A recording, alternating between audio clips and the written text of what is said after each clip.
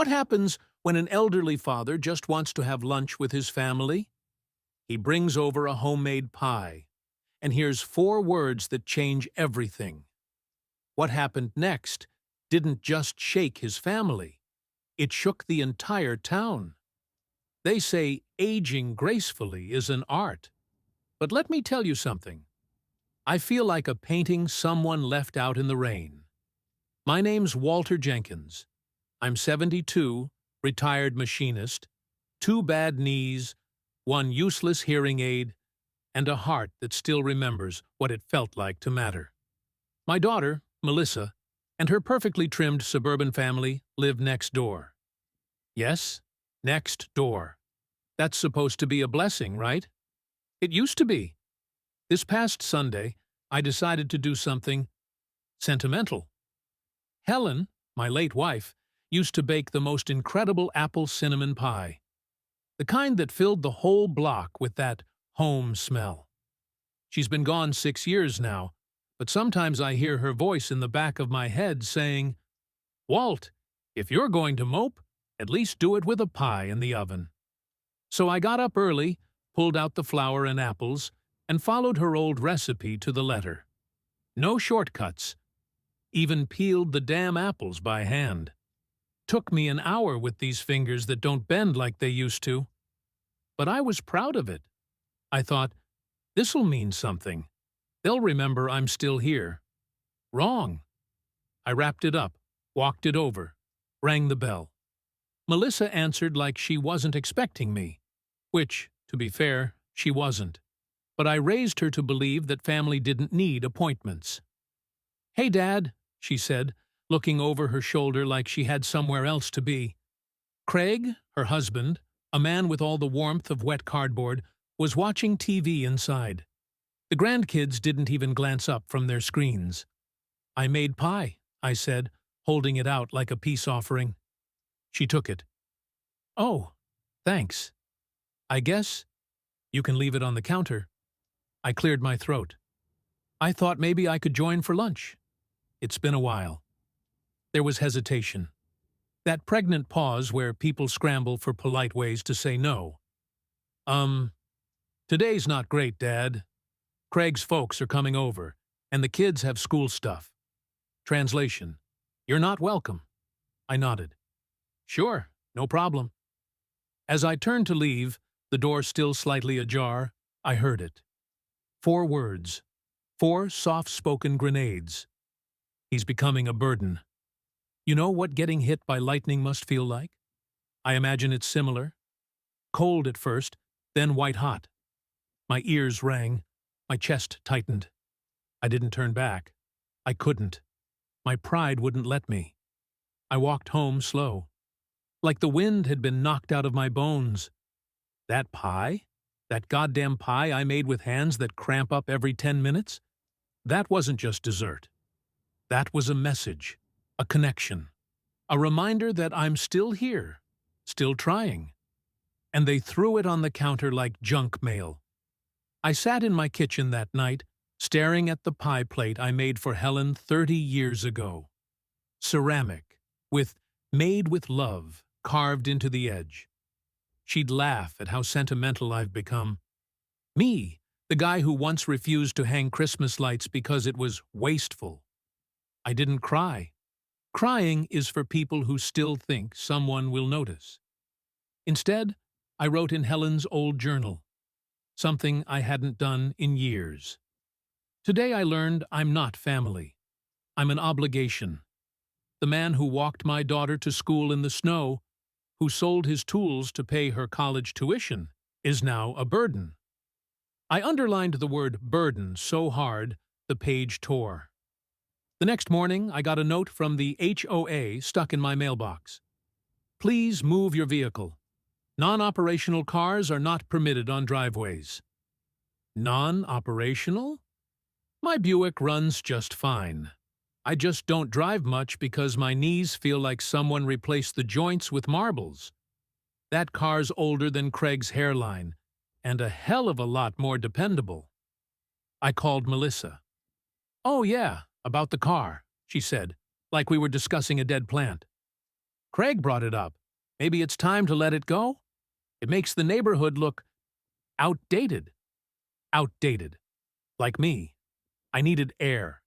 The kind that doesn't smell like resentment and HOA letters. So I took a walk. My legs complained the whole time, but I needed to feel something, even if it was pain. I passed the local community center. Big sign out front. Senior Circle. Mondays at 4 p.m. You still matter. I snorted. Still matter? To who? But curiosity got the better of me. I walked in. Plastic chairs, lukewarm coffee, faces sagging from gravity and disappointment. Cheryl, a woman with a raspy voice and no filter, handed me a cup. First time? She asked. I nodded. Brace yourself. We don't sugarcoat anything in here. Most of us already had all our teeth removed. I liked her immediately. People started talking. A man said his son moved him into a tiny back house and forgot his birthday. A woman said her daughter took her credit cards for safekeeping and never gave them back. Another guy joked his grandkids only remembered him when they needed a ride or a check. And I told them about the pie, about the door, about the 4 words. They all nodded like I just described the weather. That's when I realized it wasn't just me. This is what happens when you age. You don't fade quietly into the night. You get erased in broad daylight. I got home and looked at that car. That old, beautiful, dependable car. I opened the door, sat in the driver's seat, and turned the key. It roared to life. Not bad for a dinosaur. And then I looked in the rearview mirror, at myself. Lines, spots, gray everywhere. But my eyes, still sharp, still here. That night, I cooked myself dinner. A full one. Chicken, potatoes, vegetables, even lit a candle. Not for romance, for dignity. Then I poured a drink and toasted to the invisible man in the room. Me. Because if no one else was going to treat me like a human being, well, I damn well would. To be continued. What happened next changed everything. You don't want to miss how this unfolds. You ever realize something not with a bang, but with a sigh? That was me the next morning. I stood at the kitchen sink, mug in hand, staring out the window at Melissa's house. Kids running to the car, Craig yelling, Melissa holding a Starbucks in one hand and her phone in the other. Everyone moving like I didn't exist. Like I was some decorative lawn gnome next door they regretted inheriting with the property. That was the morning I realized I'd officially become background noise in my own family. And let me tell you something. Background noise gets muted. I wasn't always like this. I used to have a life. I used to be respected. When I retired, the guys at the plant threw me a party, gave me a plaque. Hell, even the foreman shook my hand and called me the spine of the shop. Now, I'm the old guy whose calls go to voicemail, whose birthday gets rescheduled, whose house is only visited when someone needs to borrow a ladder. That afternoon, Melissa called. I should have let it ring, but I didn't. Old habits. Old man. "Hey, Dad," she said, sounding distracted already. "Listen, I was wondering, would it be okay if we used your garage for a bit? Craig ordered a new treadmill, and we don't have space with the in-laws staying." "My garage?" I said, slow and calm, like I didn't just swallow a mouthful of nails. "Yeah, just for a couple of months.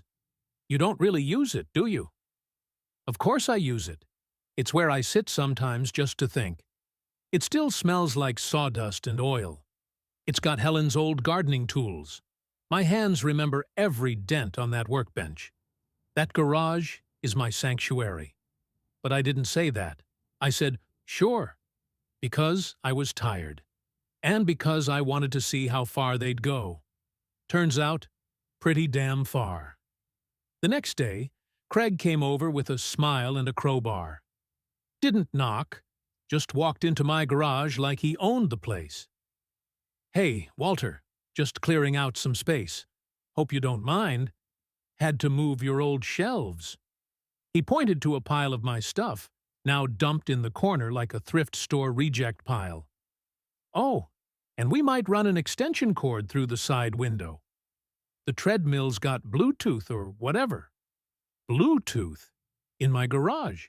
I smiled. Not because I was okay, but because I was officially done pretending I was. That night, I sat at my kitchen table again. Not writing, not drinking, just sitting in the dark like some ghost waiting to be summoned. And I thought, what happens when a man who gave everything gets treated like nothing? 2 days later, it got worse. You thought that was the climax? Oh, we're just getting started.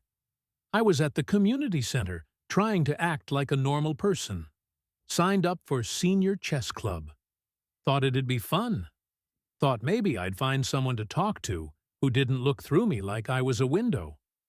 I got paired up with a volunteer kid, probably 19. Looked like his diet consisted solely of protein shakes and TikToks. He smiled like I was a puppy. "Let's keep it simple, all right? You remember how pawns work?" I smiled back. "I taught mechanical engineering, kid. I know how pawns work." "Oh," he said. "Cool." He then proceeded to play like I was senile, over-explaining every move, talking slow, saying things like, "Good job," when I captured a bishop. I let it slide, until he patted me on the back, like I was 5. I packed up and left mid-game. Didn't say goodbye, didn't look back. Walked home so fast my knees screamed. But I wasn't going to let that little sponge-brained boy pat me like a child. Not anymore. That evening, I decided to make dinner for Melissa and her family. Yep, you heard me right. I cooked pot roast, potatoes, corn pudding. Helen's old Sunday meal. The whole thing. Took me 4 hours. When I called to invite them, Melissa said, "Oh, wow, really? That's unexpected." Unexpected. You know what else was unexpected? That they actually showed up. Craig brought a 6-pack, and the kids brought their boredom. I served everything. Tried not to notice that no one said thank you. Tried not to notice that they all kept checking their phones. Tried not to notice that Craig asked, "This meat organic?" with a face like he smelled a shoe. And then came the moment. After dessert, as I was clearing plates, Melissa said it, with a laugh. "Dad, you should really think about moving into one of those assisted living places. They do all this for you, and more." The room froze. The kids kept scrolling. Craig nodded like she'd just solved climate change. Me? I said nothing. I walked into the kitchen, stared at the pie crust in the sink, and realized that for the second time in 1 week, a pie had been the setup to betrayal. They left not long after. Said they had plans. I waved goodbye, politely, like a gentleman. Then I closed the door, locked it, and sat on the floor. I didn't cry. But I planned. That night, I wrote this. They want me gone. Out of the house. Out of the way. Out of their perfect little suburban picture. But they forgot one thing. I may be old, but I've got nothing to lose. And that makes me dangerous. The next morning, I went back to the community center. I signed up for every class I could. Public speaking, digital literacy, advocacy. I found a guy named Malcolm, ex-journalist, runs a blog about elder abuse and family neglect. I told him my story. He said, "Walter, people need to hear this." I said, "They will?" Because I wasn't going to go gently. I was going to make noise. This is the turning point. Everything you've been waiting for, it's here. Stay tuned for Chapter 3, where the storm hits full force. Let me tell you something about being underestimated. It's the best camouflage you'll ever wear. For weeks, I played along. I smiled when they dumped junk in my garage. I nodded when they forgot to invite me to birthdays. I waved when they left for their beach trips without asking if I needed anything. I was polite, predictable, harmless. And while they were ignoring me, I was building something. It started small. I wrote my story, everything, start to finish, and emailed it to Malcolm, the journalist from the community center. He called me 30 minutes later. "Walter," he said, "this isn't just one man's tragedy. This is everywhere. What you wrote? It's going to shake some bones." He posted it on his blog with a simple title, "The Man Next Door: What Happens When Love Turns into Convenience." Within 24 hours, the post had over 30,000 views. Within 72, it was on local news. And within a week, I had emails. Hundreds. From people my age, from people your age, from people who said, "You just told my story." It was like I'd uncorked a bottle that had been sealed for decades, a storm of grief, neglect, and voices that had been locked in the attic of silence. And I wasn't done yet. Meanwhile, Melissa and Craig hadn't even noticed. Too busy, too distracted, too sure I was nothing more than a piece of furniture that whined occasionally. That changed when a local podcast host reached out to me. "Walter, want to come on and talk about your experience?" You bet your ass I did. They mic'd me up, gave me a glass of water, sat me in a soft chair and asked, "What do you want people to understand?" And I said, "That growing old doesn't mean disappearing. That sacrifice doesn't mean silence. That raising a family doesn't come with an expiration date. And that we, the forgotten, we remember everything." The episode went viral. Somehow, people cared more about a 72-year-old man with a tired voice than about the influencers selling vitamins on Instagram. Funny, isn't it? And then the call came. "Melissa, Dad, did you post something about us?" "No," I said honestly. "I wrote about me. If the shoe fits."